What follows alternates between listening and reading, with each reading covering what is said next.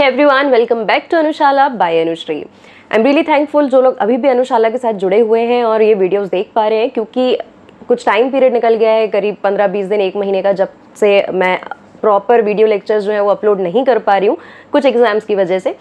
बाकी अब से रेगुलरली आपके पास वीडियोज़ आते रहेंगे और हम अपना सिलेबस भी एग्ज़ाम के लंबे समय पहले हम कंप्लीट उसको कर लेंगे, राइट। तो बिना देर किए हम शुरू कर रहे हैं क्लास 9 की सिविक्स के साथ और हम पढ़ने वाले हैं पहला chapter, what is democracy, why democracy.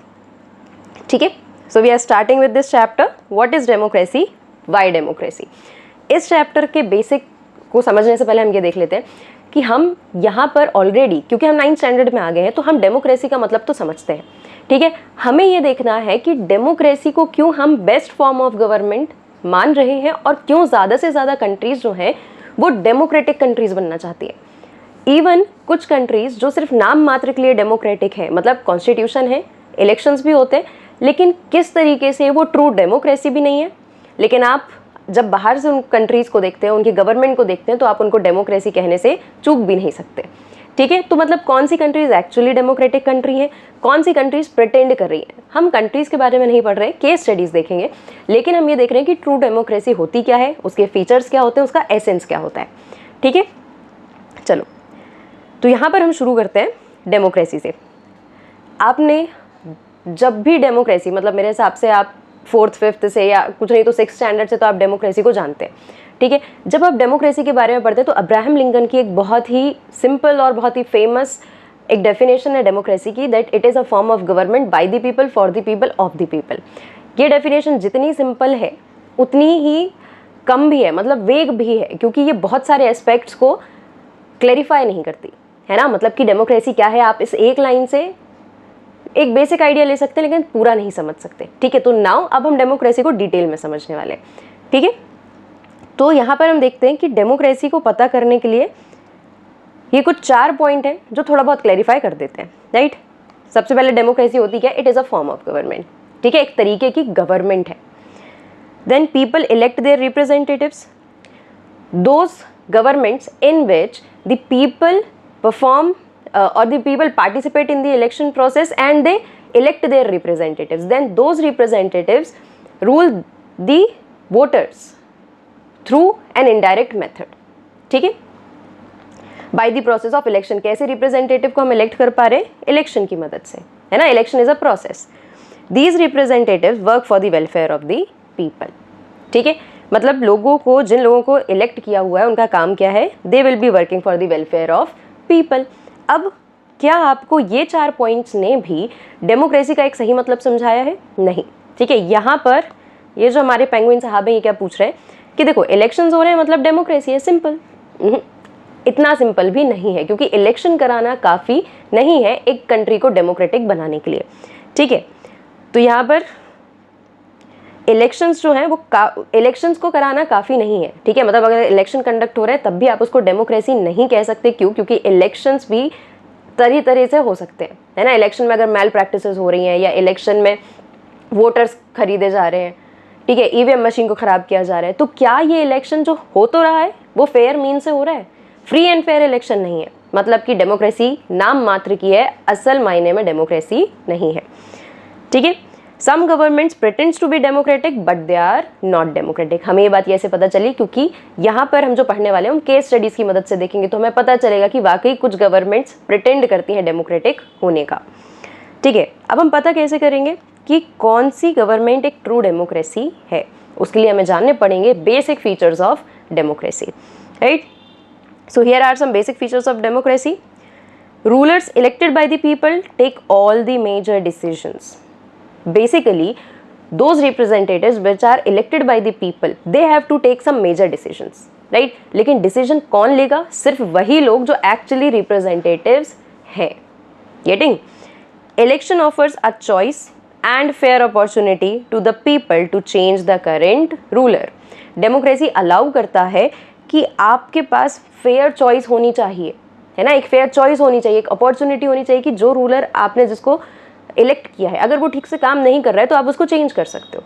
ठीक है, यही एक पावर है जो इलेक्टेड रिप्रेजेंटेटिव को एक डर, एक फियर देती है कि अगर मैंने ठीक से काम नहीं किया तो अगले साल लोग मुझे चेंज कर देंगे। लेकिन इसमें भी परेशानी क्या है कि फेयर चॉइस होनी चाहिए, राइट। अगर 2 ही कैंडिडेट्स हैं और आपको दोनों नहीं पसंद, तो लोगों को किसको वोट देना पड़ता है? जो उनको कम ना पसंद है। गेटिंग? मतलब स्टिल इतने सब के बाद भी हमारे पास फेयर चॉइसेस हर बार नहीं होती। This choice and opportunity is available to all the people on an equal basis. सारे लोगों के पास होनी चाहिए अपॉर्चुनिटी और ये चॉइस, ठीक है। कौन सारे लोग हैं? ये सारे अडल्ट लोग हैं, ठीक है। मतलब all those who are above 18 years of age, ठीक है।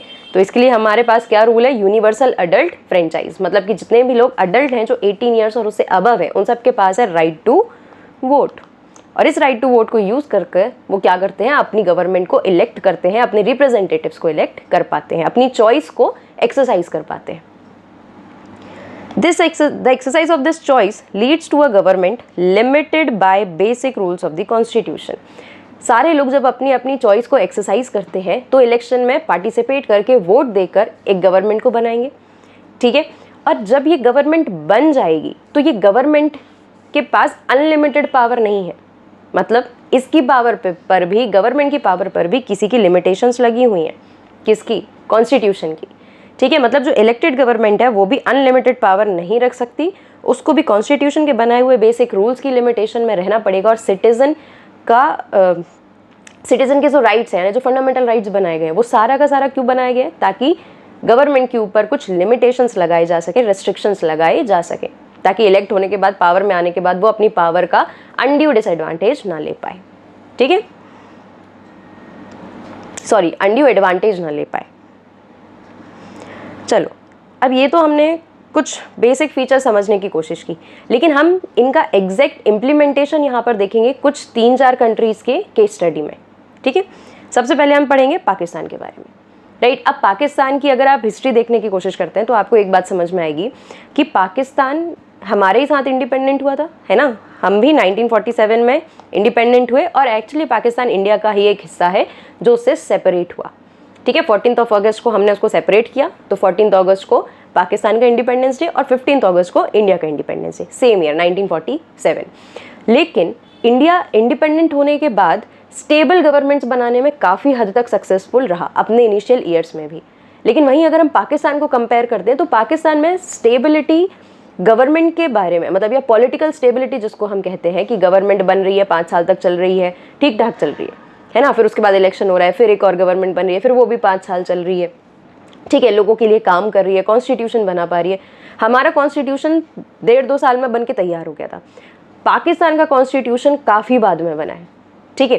क्यों बना है? क्योंकि वहाँ पर पॉलिटिकल स्टेबिलिटी नहीं थी, है ना। बार बार वहाँ पर क्या होता था कि इलेक्शन होते थे लेकिन फेयर तरीके से नहीं होते थे। फेयर तरीके से इलेक्शन नहीं होने के कारण गवर्नमेंट कभी बनती थी, कभी नहीं बनती थी, और बनी भी तो बहुत मुश्किल है कि वो 5 साल तक चल जाए, ठीक है। पाकिस्तान में एक और प्रॉब्लम थी, वहाँ की पॉलिटिकल इंस्टेबिलिटी में आर्मी का बहुत बड़ा हाथ था।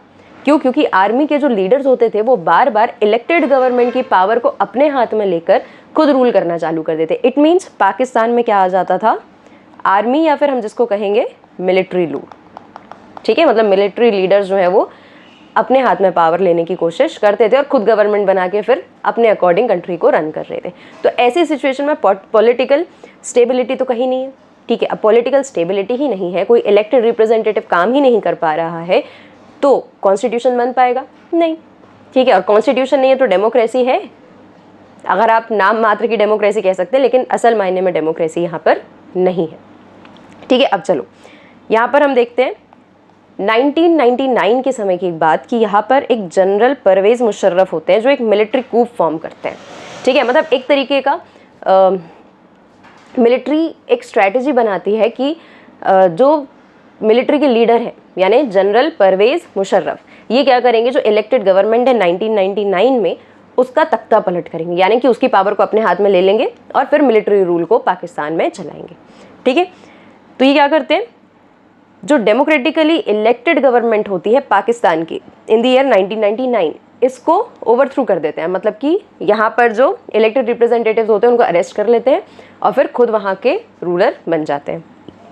He became the chief executive, ठीक है। अब यहाँ पर पोस्ट का नाम आपको ध्यान रखना पड़ेगा, वो क्या बनते हैं? Chief executives. ना प्रेसिडेंट बोला है ना प्राइम मिनिस्टर बोला है, ठीक है। तो ये याद रखना पड़ेगा कि जनरल परवेज़ मुशर्रफ जो है वो सबसे पहले बनते हैं चीफ एग्जीक्यूटिव, ठीक है। अगर आप पोस्ट को कंपेयर करने की कोशिश करेंगे तो इट इज़ ऑलमोस्ट लाइक एक एग्जीक्यूटिव की हाईएस्ट पोस्ट है ना, जिसको हम प्राइम मिनिस्टर से कंपेयर कर सकते हैं।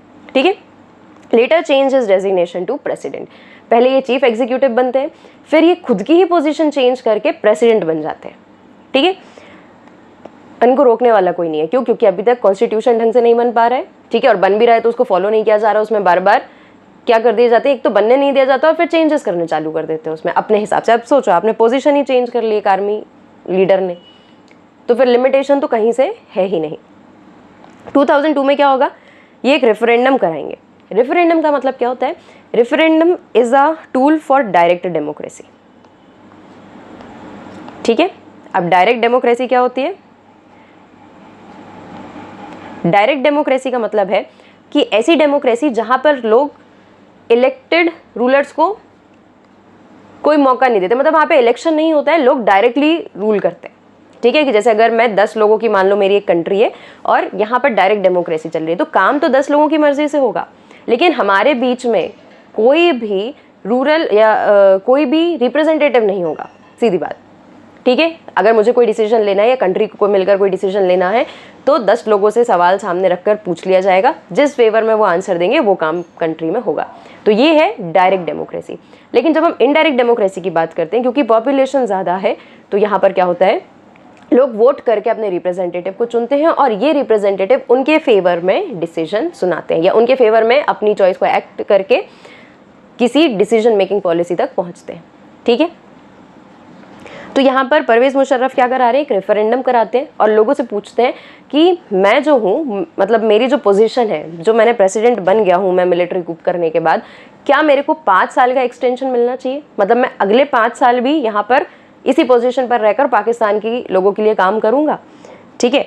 तो ये क्या करते हैं, रेफरेंडम कराते हैं और रेफरेंडम का रिजल्ट भी यही आता है कि ठीक है, इनको 5 साल का एक एक्सटेंशन दे दिया जाए। राइट। अब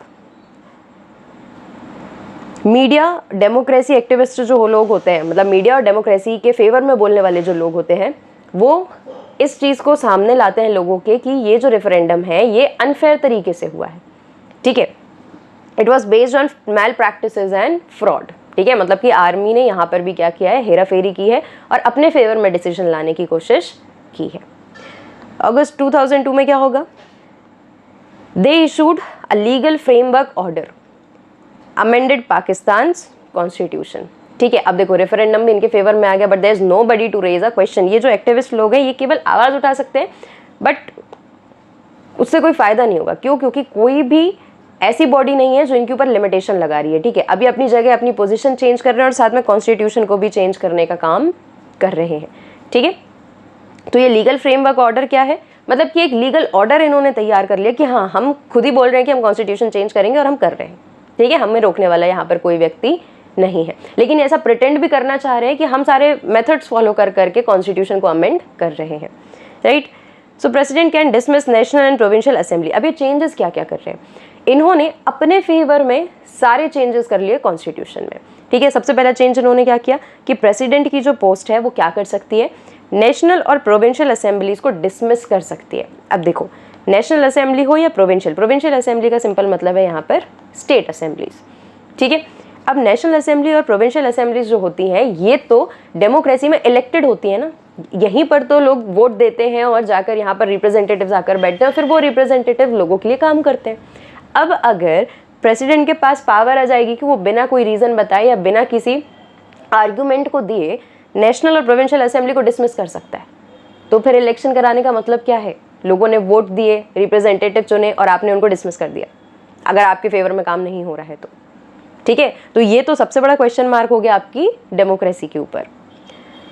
then civilian cabinets work to be supervised by the national security council. अब यहाँ पर सिविलियन यानी जो लोगों के फेवर में काम कर रहा है, कैबिनेट्स वर्क यानी सिविलियन कैबिनेट मतलब एक ऐसी पॉलिटिकल बॉडी जो एक्चुअली लोगों के लिए डिसीजन ले रही है। ठीक है। उसका जो काम होगा वो कौन सुपरवाइज करने वाला है, एक मिलिट्री बॉडी। ठीक है। जिसका नाम था नेशनल सिक्योरिटी काउंसिल। ठीक है। मतलब जो लोगों के वेलफेयर के लिए काम कर रहा है उस पर भी सुपरवाइज करने के लिए एक मिलिट्री ऑर्गेनाइजेशन को रखा गया है जिसका नाम है नेशनल सिक्योरिटी काउंसिल। मतलब ये कि जो इलेक्टेड लोग हैं ठीक है, रिप्रेजेंटेटिव लोग हैं, वो कोई डिसीजन ले रहे हैं लोगों के फेवर में या उनके वेलफेयर के लिए, तो उसके ऊपर बैठी है एक नेशनल सिक्योरिटी काउंसिल। ठीक है, अब मान लो कि मैं जो परवेज मुशर्रफ है मान लेते हैं, या मिलिट्री हेड जो है उसके फेवर में काम नहीं हो रहा है, तो ये नेशनल सिक्योरिटी काउंसिल तो इनके काम को रोक ही देगी। तो कहाँ है पीपल का वेलफेयर? ये तो एक्चुअली मिलिट्री लीडर का या जो लोग पावर में है उनका वेलफेयर है, ना कि सिविलियंस का। ठीक है, again it is a question mark on democracy. और ये जो नेशनल सिक्योरिटी काउंसिल है इसको डोमिनेट कौन करेगा? Military officers. अगेन ये डायरेक्टली क्या है? मिलिट्री का इंटरवेंशन है in the work of elected government. After passing a new law, elections held to national and provincial assemblies. मतलब इन्होंने ये सारे चेंजेस किए अपने कॉन्स्टिट्यूशन में और उसके बाद बोला कि ठीक है चलो अब हम दोबारा से नेशनल असेंबली और प्रोविंशियल असेंबली के इलेक्शंस को कंडक्ट कराते हैं। ठीक है, मतलब सारे चेंजेस करने के बाद हमको नहीं जमा तो हम इलेक्शन आप करा लो, लेकिन अगर हमको नहीं जमा तो फिर हम नेशनल असेंबली और प्रोविंशियल असेंबलीज दोनों को डिसमिस कर सकते हैं, क्योंकि ये प्रेसिडेंट का अधिकार है। किसने बनाया? हमने खुद ने बना लिया। ठीक है, तो ये हरकत किसकी थी? ये हरकत थी military head general Pervez Musharraf, जो अपने आप को क्या बना देते हैं? प्रेसिडेंट। और प्रॉब्लम सबसे बड़ी ये थी कि इनको चैलेंज करने वाला कोई नहीं था। ठीक है, क्यों? क्योंकि कॉन्स्टिट्यूशन जो था उसमें भी इतनी स्ट्रेंथ नहीं थी उस समय कि वो अपने आप को अमेंड होने से बचा सके। हमारा कॉन्स्टिट्यूशन को कोई, मतलब इंडिया का जो कॉन्स्टिट्यूशन है उसको अपनी मर्जी से कोई भी चेंज नहीं कर सकता। क्यों? क्योंकि हमने उसको उतना ज़्यादा कॉम्प्लेक्स बनाया है कि कोई भी व्यक्ति अपने हिसाब से इसको चेंज ना कर सके जब तक ये एक ग्रेटर गुड के लिए काम ना कर रहा हो। ठीक है, तो यहाँ पर सवाल क्या उठता है? Pakistan can not be called a democracy under Pervez Musharraf. ठीक है, आज आप पाकिस्तान को डेमोक्रेसी कह रहे हो या नहीं कह रहे हो ये प्रेजेंट सिचुएशन पे डिपेंड करेगा, लेकिन जब हम 1999 के बारे में बात कर रहे हैं जहाँ पर जनरल परवेज मुशर्रफ आ गए थे, उनके अंडर में तो आप बिल्कुल भी पाकिस्तान को डेमोक्रेसी नहीं कह सकते। Why? Because non elected people are taking all the decisions. General Pervez Musharraf जब खुद चीफ एग्जीक्यूटिव बन के प्रेसिडेंट बनते तो क्या उनको किसी ने इलेक्ट किया था? क्या उन्होंने पाकिस्तान के लोगों से पूछा था कि मैं चीफ एग्जीक्यूटिव बन जाऊं या नहीं, या मैं प्रेसिडेंट बन जाऊं या नहीं, या मैं कॉन्स्टिट्यूशन में चेंज करूं या नहीं? He didn't ask anybody, right? और उन पर क्वेश्चन उठाने वाला भी कोई नहीं था। तो मतलब जो लोग इलेक्टेड हैं अगर वही मेजर डिसीजंस नहीं ले रहे हैं तो फिर आप कैसे कह सकते हो कि एक डेमोक्रेसी है? ठीक है, तो हमने पहला रूल समझा डेमोक्रेसी का, मतलब पहला एक बेसिक फीचर हमने समझा डेमोक्रेसी का कि अगर डेमोक्रेसी है तो मेजर डिसीजंस, लोगों से जुड़े हुए मेजर डिसीजंस कौन लेगा? वो लोग जिनको लोगों ने वोट देकर इलेक्ट करके रिप्रेजेंटेटिव्स बनाया है। ठीक है, अगर वो लोग मेजर डिसीजंस नहीं ले रहे हैं मतलब ये डेमोक्रेसी नहीं है। गवर्नमेंट डेमोक्रेटिक होने का प्रिटेंड कर रही है। ठीक है, नाटक कर रही है डेमोक्रेटिक बनने का। क्यों करेगी नाटक? क्योंकि उसको लोगों के सामने अच्छा दिखना है, क्योंकि हम डेमोक्रेसी को सबसे अच्छा फॉर्म ऑफ गवर्नमेंट मानते हैं। राइट, अब हम चलते हैं चाइना के बारे में पढ़ने के लिए। ठीक है, मतलब दूसरी केस स्टडी कौन सी कंट्री से रिलेटेड है? चाइना। हर केस स्टडी हमको कुछ नया बताएगी, एक नया पॉइंट दे देगी डेमोक्रेसी को लेकर। ठीक है, और आपको एक चीज़ और याद रखनी ज़रूरी है एग्जाम पॉइंट ऑफ व्यू से, कि जब भी आपसे क्वेश्चन पूछे जाएंगे इन चैप्टर्स में, ठीक है, तो आपसे क्वेश्चन कंट्री को लेकर नहीं पूछा जाएगा कि बताओ पाकिस्तान में क्या हुआ था। नहीं, आपसे ये पूछा जाएगा कि अगर किसी भी कंट्री में डिसीजंस लेने की पावर रिप्रेजेंटेटिव्स के पास है या नहीं है, ठीक है, तो आप किस तरीके से इसको डेमोक्रेसी के पर्सपेक्टिव में एनालाइज करोगे कि भाई डिसीजन ले पा रहे हैं तो डेमोक्रेटिक कंट्री कहोगे, नहीं ले पा रहे हैं तो डेमोक्रेटिक कंट्री कहोगे, या क्या है? ठीक है, लेकिन जब आप इसका आंसर देंगे तो आप आंसर समझाएंगे केस स्टडी के एग्जाम्पल को देकर।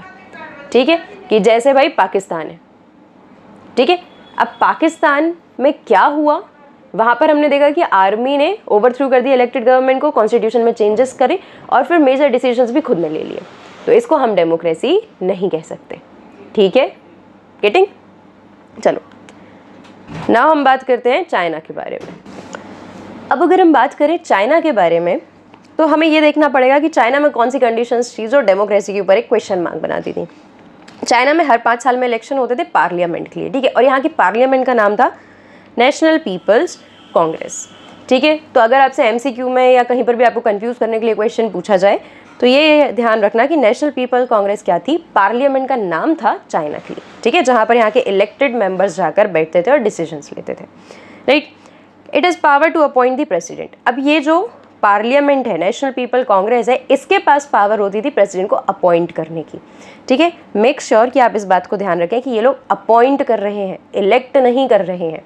ठीक है। जैसे हम इंडिया में जब डेमोक्रेटिक कंट्री इंडिया को बोलते हैं और रिपब्लिक बोलते हैं, मतलब कि हमारा जो हेड है यानी कि हमारा जो प्रेसिडेंट है वो भी इलेक्टेड है, ऑल्दो इनडायरेक्टली इलेक्टेड है लेकिन है तो इलेक्टेड, ठीक है। लेकिन यहाँ पर जब अपॉइंट बोला जा रहा है मतलब वो इलेक्टेड नहीं है, ठीक है।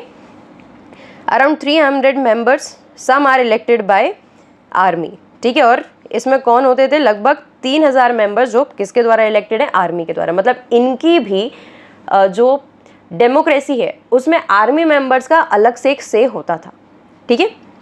Before contesting elections the candidates needs approval of CCP. अब यहाँ की जो पॉलिटिकल पार्टी होती थी, ऑल्दो पार्टी और होती थी, लेकिन ये जो सीसीपी थी यानी कि चाइनीज कम्युनिस्ट पार्टी, ठीक है, जितने भी लोगों को इलेक्शन लड़ना है, ठीक है, जितने भी लोगों को कांग्रेस में जाना है, मतलब ये जो पार्लियामेंट है इसमें जाना है, तो इनको क्या करना पड़ेगा, इनको एक पॉलिटिकल पार्टी जो सीसीपी नाम की एक पॉलिटिकल पार्टी है इसका अप्रूवल लेना पड़ेगा, ठीक है। क्योंकि जब तक ये पार्टी अप्रूव नहीं करेगी तब तक आपको इलेक्शन में पार्टिसिपेट करने के लिए वो टिकट नहीं मिलेगा, ठीक है। इसका मतलब मान लो कि ये 3 कैंडिडेट हैं, ठीक है। अब ये 3 कैंडिडेट में से मतलब इन तीनों को क्या करना है, इलेक्शन लड़ना है, राइट। अब इलेक्शन लड़ने के लिए इनको क्या चाहिए, सीसीपी से अप्रूवल, ठीक है। तो ये सीसीपी के पास जाएंगे, ठीक है। सीसीपी इनको देखेगी और मान लो सीसीपी को ये वाला जो सी वाला कैंडिडेट है, ठीक है, ये जो सी वाला कैंडिडेट है ये एक्चुअली अच्छा है, अच्छा काम कर सकता है, इसका रिकॉर्ड अच्छा है, लेकिन ये सीसीपी को पसंद नहीं आता, या सीसीपी के किसी मेंबर की से पर्सनल कुछ पुराने ग्रजेस हैं, तो सीसीपी ने अगर इसको रिजेक्ट कर दिया तो ये नो मैटर कितना भी अच्छा व्यक्ति कितना भी अच्छा काम कर सकता है, इसको इलेक्शन लड़ने नहीं मिलेगा, ठीक है। और भले ये जो बाकी के 2 मेंबर थे ए और बी, ये उतने केपेबल नहीं है, लेकिन सीसीपी ने इनको अलाउ कर दिया तो ये इलेक्शन लड़ लेंगे, ठीक है। मतलब कि यहाँ पर हम सब सारे लोगों को अपॉर्चुनिटी दे रहे हैं क्या इलेक्शन लड़ने की, नहीं, फेयर अपॉर्चुनिटीज़ नहीं है। और फेयर अपॉर्चुनिटीज़ नहीं है तो फेयर चॉइस कैसे होगी, राइट। अब ये जो 3 लोग लड़ते इलेक्शन में, मान लो सी वाला जो अच्छा व्यक्ति था, ठीक है, अच्छा काम कर सकता था, इस व्यक्ति को लोग वोट देते, लेकिन अब इसको इलेक्शन लड़ने ही नहीं मिल रहा, तो ए और बी जो है जो ठीक ठाक काम कर सकते हैं या नोबडी नोस कि वो उतना अच्छा नहीं कर सकते अगर, ठीक है, या उतने केपेबल नहीं है, तो अब लोगों को ए और बी में से किसी एक व्यक्ति को वोट देना पड़ेगा जो उनको कम खराब लगता है, गेटिंग, या जिसमें उनको थोड़ी बहुत कैपेबिलिटी दिखती है, ठीक। तो अगर फेयर अपॉर्चुनिटीज़ नहीं है तो वाकई लोगों के पास फेयर चॉइस नहीं होती, गेटिंग। तो एक ये दूसरा पॉइंट हमको डेमोक्रेसी के बारे में यहाँ से सीखने के लिए मिला। Because it only makes the government, और सीसीपी का क्यों चाहिए अप्रूवल, क्योंकि सीसीपी ही एक ऐसी पार्टी थी जो हर साल गवर्नमेंट बनाती थी चाइना में। Elections do not offer any serious choice ही नहीं देता, सीसीपी को जो पसंद है आप उसको वोट दे दो तो वो गवर्नमेंट बना लेगा, ठीक है। लेकिन सीसीपी लोगों से पूछ रही है क्या कि हम आपके फेवर में डिसीजन दे रहे हैं या नहीं, या हम क्यों इलेक्ट करेंगे, या हम क्यों सिलेक्ट करेंगे किसी भी कैंडिडेट को, ये तो नॉर्मल पीपल का अधिकार है भाई, जिसको भी इलेक्शन लड़ना है वो इलेक्शन में खड़े हो और वहाँ पर जो भी आपको जिसको भी ज़्यादा वोट मिलेंगे वो इलेक्ट हो जाएगा। लेकिन यहाँ पर एक बैरियर है सीसीपी, ठीक है, मतलब कि यहाँ पर किसी को भी सीरियस चॉइस तो नहीं मिल रही, नाम मात्र की चॉइस है। People have to choose ruling party and candidates approved by it. क्यों रूलिंग पार्टी क्यों बोल रहे हैं, क्योंकि सीसीपी ही हर बार बनाती है government. If no real choice is provided then it can not be called as a free and fair elections without which democracy is incomplete. तो चाइना की केस स्टडी से हमको एक सिंपल सी बात सीखने को मिल रही है कि अगर डेमोक्रेसी में लोगों के पास फेयर अपॉर्चुनिटीज़ नहीं है, फेयर चॉइस नहीं है, वोटर्स के पास, कैंडिडेट्स के पास फेयर अपॉर्चुनिटी इलेक्शन लड़ने के लिए और वोटर्स के पास फेयर चॉइस इलेक्शन में लोगों को वोट देने के लिए, अपने पसंद के लोगों को वोट देने के लिए, ठीक है। अगर ऐसा नहीं है तो फिर ये एक फ्री एंड फेयर इलेक्शन नहीं है, ठीक है। ये कैसा इलेक्शन है, ये बायस्ड इलेक्शन है, या हम इसको ये भी कह सकते हैं कि ये एक अनफेयर इलेक्शन है, गेटिंग, ठीक है। क्योंकि ऐसे में लोगों के पास फेयर चॉइस ही नहीं है, वो अब मन मार के उस व्यक्ति को इलेक्ट कर रहा है, उस व्यक्ति को वोट दे रहा है जिसको वो कम नापसंद करता है, ठीक है। जबकि उसको किसको वोट देना चाहिए, सही डेमोक्रेसी क्या है कि व्यक्ति जिसको वाकई पसंद करता है, जिसको वाकई केपेबल समझता है, उसको जाकर वोट दे, ठीक है। लेकिन यहाँ ऐसा कुछ नहीं होता। तो दूसरा फीचर हमने क्या देखा डेमोक्रेसी का, कि अगर फ्री एंड फेयर इलेक्शन नहीं है, किसी भी प्रकार की मेल प्रैक्टिसेस, फ्रॉड या अनफेयर तरीके यूज़ किए जाते हैं, तो again it is not a democracy. बस वहाँ पर प्रिटेंड किया जा रहा है कि ये एक डेमोक्रेसी है, right. So this was all about the two countries, Pakistan और चाइना, जिनके केस स्टडी के थ्रू हमने दो बेसिक फीचर्स ऑफ डेमोक्रेसी को समझने की कोशिश की। अब इसके आगे जो बाकी दो कंट्रीज़ के बारे में हम पढ़ने वाले हैं उनको हम कंटिन्यू करेंगे नेक्स्ट लेक्चर में, राइट। तो इन दो कंट्रीज़ की जो केस स्टडी है इसको हमने पढ़ा है। इसमें आपको कोई भी प्रॉब्लम है, कोई भी डाउट है, या कहीं पर भी कुछ समझ नहीं आया या फीचर्स में कन्फ्यूजन है, then do mention in the comment section और आप मुझसे ज़रूर अपने डाउट्स को क्लियर कर सकते हैं, ठीक है। तो मिलेंगे हम अपने नेक्स्ट लेक्चर में इसी चैप्टर से बाकी दो केस स्टडीज़ को और बाकी फीचर्स ऑफ डेमोक्रेसी को पढ़ने के लिए। I hope this much is clear to you. अगर आपको इतना समझ में आया है तो आप लाइक करना ना भूलें, कमेंट करना ना भूलें और अपने दोस्तों के साथ शेयर करें, क्योंकि अब अनुशाला कंटिन्यूसली लेक्चर्स को अपलोड करती रहेंगी, ठीक है। So keep watching, thank you so much.